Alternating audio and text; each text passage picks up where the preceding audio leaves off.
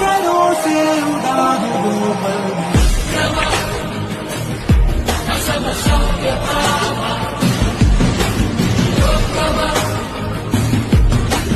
এদিকে আমি রেডি হয়ে গেলাম, কেননা দীঘার মন্দির দর্শন করতে যাব, তার জন্য নিয়ে আমি আমাদের বন্ধুগুলো অটো ধরে যাচ্ছি মন্দির দিকে।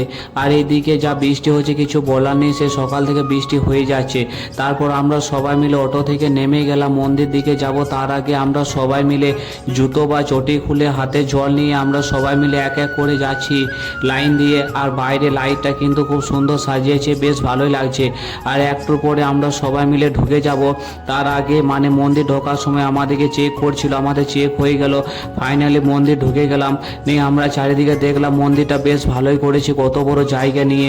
বাইরে দেখতে দেখতে আমি বাবা জগন্নাথ দেবকে দর্শন করতে চলে গেলাম, কিন্তু দুঃখের বিষয় ভেতরে ছবি বা ফটো তোলা নিষিদ্ধ ছিল, তার জন্য আমি কিছু করতে পারলাম না।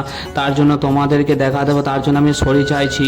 নিয়ে বাবাকে দর্শন করে বাইরে চলে এলাম। এদিকে কত ভিড় ছিল, যা বলো বন্ধুরা, মন্দিরটা খুব ভালো সাজিয়েছে। আর এদিকে মন্দিরের কাজগুলো সত্যি খুব অসাধারণ, খুব ভালো লেগেছে। নিয়ে আমরা সবাই মিলে মন্দিরটা ঘুরে নিলাম। রথটা দেখে আমরা সবাই মিলে হোটেলে চলে যাব। নিয়ে আমরা আজ বাড়ির উদ্দেশ্যে চলে যাব। আমরা দুদিন ধরে হোটেলে ছিলাম।